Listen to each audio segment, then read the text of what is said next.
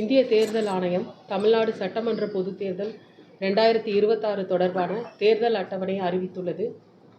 வேட்புமனு தாக்கல் துவங்கும் நாள் 30/3/2026. வேட்புமனு தாக்கல் செய்ய கடைசி நாள் 6/4/2026.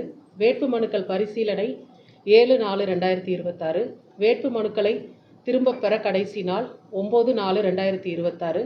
வாக்குப்பதிவு நாள் 23/4/2026. வாக்குகளை எண்ணும் நாள் 4/5/2026. தேர்தல் நடைமுறைகள் முடிவுக்கு வரும் நாள் 6/5/2026. தமிழ்நாடு சட்டமன்ற பொதுத் தேர்தல் 2026 அறிவிப்பு வெளியிடப்பட்ட நாள் தேர்தல் நடத்தை விதிகள் அமலுக்கு வந்துள்ளன. அதன்படி திருப்பத்தூர் மாவட்டத்தில் நேற்று முதல் தேர்தல் நடத்தை விதிகள் அமல்படுத்தப்பட்டுள்ளன. அனைத்து அரசியல் கட்சிகளை சார்ந்தவர்கள் மற்றும் பொதுமக்கள் தேர்தல் நடத்தை விதிகளை கடைபிடித்து தேர்தலை அமைதியான முறையில் நடத்த ஒத்துழைப்பு வழங்குமாறு கேட்டுக்கொள்ளப்படுகிறது. 23/2/2026 அன்று வெளியிடப்பட்ட இறுதி வாக்காளர் பட்டியலின்படி திருப்பத்தூர் மாவட்டத்தில் உள்ள 4 சட்டமன்ற தொகுதிகளில் உள்ள வாக்குச்சாவடிகளின் எண்ணிக்கை மற்றும் வாக்காளர்களின் எண்ணிக்கை விவரங்களாவன. வாணியம்பாடி சட்டமன்ற தொகுதியில் 312 வாக்குச்சாவடிகளும் 2,40,220 வாக்காளர்களும் உள்ளனர். ஆம்பூர் சட்டமன்ற தொகுதியில் 300 வாக்குச்சாவடிகளும் 2,12,631 வாக்காளர்களும் உள்ளனர். ஜோலார்பேட்டை சட்டமன்ற தொகுதியில் 287 வாக்குச்சாவடிகளும் 2,33,830 வாக்காளர்களும் உள்ளனர். திருப்பத்தூர் சட்டமன்ற தொகுதியில் 303 வாக்குச்சாவடிகளும் 2,24,918 வாக்காளர்களும் உள்ளனர். மொத்தம் திருப்பத்தூர் மாவட்டத்தில் 1,202 வாக்குச்சாவடிகளும் 9,11,599 வாக்காளர்களும் உள்ளனர். தேர்தல் நடத்தை விதிகளின்படி மாவட்ட ஆட்சியர் அலுவலகத்தில் திங்கட்கிழமைகளில் நடைபெறும் மக்கள் குறைதீர்க்கும் நாள் கூட்டம், மாதந்தோறும் நடைபெறும் மக்கள் தொடர்பு திட்ட முகாம்கள் மற்றும் விவசாயிகள் குறைதீர்க்கும் நாள் கூட்டங்கள் உள்ளிட்ட அனைத்து குறைதீர்க்கும் கூட்டங்களும் தமிழ்நாடு சட்டமன்ற பொதுத் தேர்தல் பணிகள் நிறைவடைந்த பின்னர் இந்திய தேர்தல் ஆணையத்தால் நடத்தை விதிகள் விலக்கிக் கொள்ளப்பட்ட பிறகு நடத்தப்படும். அதுவரை மக்கள் தங்களது மனுக்களை மாவட்ட ஆட்சியர் அலுவலகத்தில் வைக்கப்பட்டுள்ள குறைதீர்க்கும் மனுக்கள் பெட்டியில் வைக்கலாம். தினந்தோறும் மேற்படி மனுக்களை எடுத்து சம்பந்தப்பட்ட அலுவலர்களுக்கு நடவடிக்கைக்காக அனுப்பி வைக்கப்படும். மேலும் தேர்தல் நடத்தை விதிகளின்படி நகராட்சி மற்றும் பேரூராட்சி பகுதிகளில் உள்ள பொது இடங்கள் மற்றும் தனியார் இடங்களில் விளம்பரம் செய்தல், போஸ்டர் ஒட்டுதல் மற்றும் சுவரில் எழுதுதல் ஆகியவை தடை செய்யப்பட்டுள்ளன.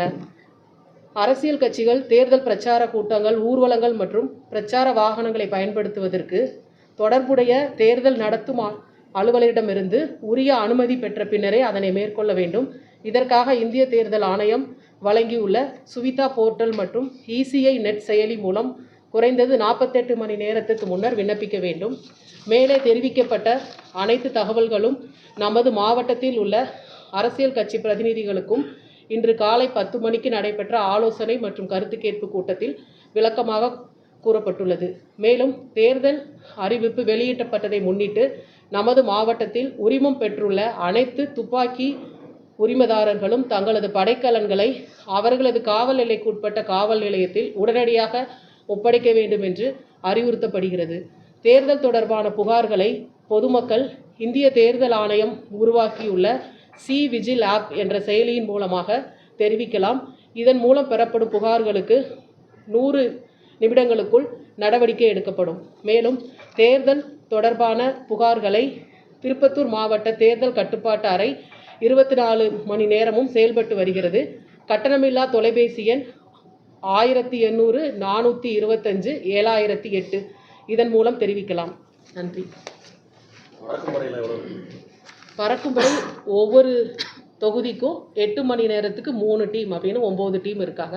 ஸோ 4 தொகுதியும் சேர்த்து மொத்தம் 28 பறக்கும்படை, 28 ஸ்டாட்டிக் சர்வேலன்ஸ் டீமும் இருக்காங்க. பணம் 49,000, அதாவது 50,000க்கு குறைவாக ஒருத்தர். இப்போ ஒரு வெஹிக்கிள் கார்னு பார்த்தீங்கன்னா அதில் 50,000க்குள்ளே வச்சுக்கலாம். 50,000க்கு மேலே இருக்கும் பட்சத்தில் உரிய ஆவணங்கள் சமர்ப்பிக்கப்பட வேண்டும்.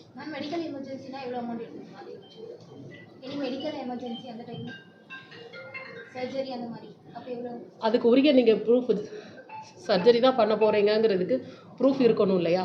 அந்த டாக்குமெண்ட் கையில் கேஷ் நார்ம்ஸ் வந்து 49,000, அதாவது 50,000க்குள்ளே இருந்துச்சுன்னா இஷ்யூவில், அபோவ் 50,000 போகும்போது ப்ராப்பர் ரெக்கார்டு கம்பல்சரி வச்சுருக்கும். எனக்கு தெரிஞ்சு பொதுமக்கள் வந்து மேக்ஸிமம் கையில் கேஷ் 49,000க்குள்ளே வச்சுக்கோங்கிறத கேட்டுக்கொள்கிறேன். ஏன்னா எல்லாமே கார்டு, டெபிட் கார்டு இப்போ மேக்ஸிமம் அப்படி தான் யூஸ் பண்ணுறாங்க. ஸோ கேஷ் வந்து கையில் 49,000க்குள்ளே வச்சுக்கோ. நம்ம மாவட்டத்தில் துணை ராணுவம் வந்துச்சு கடைகள் எத்தனை நம்பர்? 38 பேர் வந்திருக்கிறாங்க. 38 பேர் வந்திருக்கிறாங்க. இப்போ செக் போஸ்ட்டில் டியூட்டி பார்க்குறாங்க. மார்ச் 10ஆம் தேதி வந்துட்டாங்க.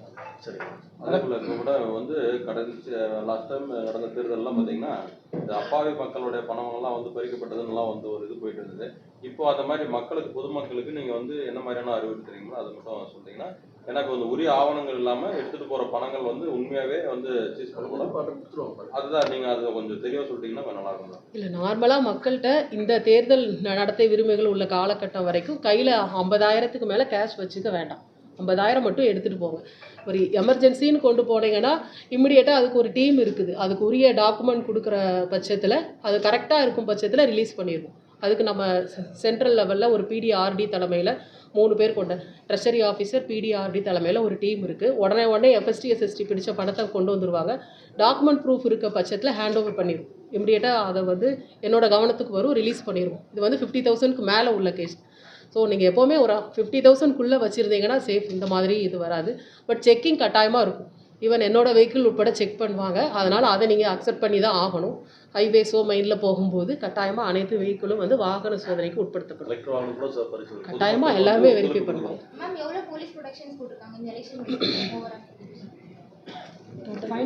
ஃபைனல் இது வந்து மாறிட்டே இப்போ இன்னைக்கு டேட்டில் எவ்வளோ ஸ்ட்ரென்த் இருக்குது, போக போக இன்க்ரீஸ் ஆகும்.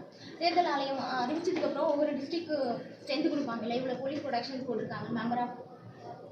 அது வந்து மொத்தமாக 1000 பேர் டிஸ்ட்ரிக்ட் ஸ்ட்ரென்த்து ஃபுல்லாக இதில் இருக்குது. அது இல்லாமல் சிஏடியில் இருந்து சிஏடிஎஃப்லேருந்து 38 பேர் இருக்கிறாங்க. இப்போ நம்மளுக்கு வந்து எவ்வளோ பதற்றமான வாக்குச்சாவடிகள் இருக்குது, அதில் என்ன மாதிரியான பாதுகாப்பு பணிகள் நம்ம ஈடுபடுத்த போகிறோம்? அப்சர்வர் வந்ததுக்கப்புறம் தான் அதை ஃபைனல் பண்ணுவோம். நம்மளோட அப்சர்வர் வந்து 18th வராத மாதிரி இருக்காங்க. ஸோ 18th வந்ததுக்கப்புறம் senior observer and police observer முன்னிலையில் தான் அது முடிவு செய்யப்படும். இந்த பறக்கும் படை வாகனத்தில் வந்து பார்த்தீங்கன்னா தொடர்ச்சியாக வந்து 2 டியூட்டி மட்டும்தான் வந்து காவல்துறை கொடுக்குற மாதிரி சொல்கிறாங்க. மற்றவங்களுக்குலாம் கொடுக்குறாங்க. மற்ற டிபார்ட்மெண்ட்டில் 3 ஷிஃப்ட் 3 ஆள் இருக்காங்க. காவல்துறைக்கு மட்டும் 2 ஷிஃப்ட் ரிப்பீட் பண்ணுறதா மாற்றிட்டோம். 8 hours டியூட்டி தான், யாருக்கும் 12 hours கிடையாது. மாவட்டத்தில் தலைவர்கள் சிலைகள் அதெல்லாம் வந்து இப்போ போடக்கூடாது. இன்றைக்கு நாங்கள் இப்போ காலையில் பொலிட்டிக்கல் பார்ட்டி மீட்டிங்லேயே சொல்லிட்டோம். அதாவது பொது இடங்களில் உள்ள ரீப்ளேஸ்மெண்ட், அந்த தலைவர் சிலை மூடுறது, விளம்பரம் அளிக்கிறதுக்கெல்லாம் 48 மணி நேரம் டைம் இருக்குது. கவர்மெண்ட் ஆஃபீஸில் 24 hours. அதை வந்து இன்றைக்கி 4 மணிக்குள்ளே முடிச்சிருவாங்க. அடுத்த 24 hours, அதாவது 48 ஹவர்ஸுக்குள்ளே பப்ளிக் பிளேசஸில் உள்ளதெல்லாம் பண்ணணும். அடுத்த 48 hours, அதாவது டோட்டலாக 72 hours ஆகுங்களையும் ப்ரைவேட் இண்டிவிஜுவல் ஹோம் அங்கே உள்ள சுவர் விளம்பரங்கள் அது எல்லாமே பண்ணிடணும். ப்ராசஸ் வந்து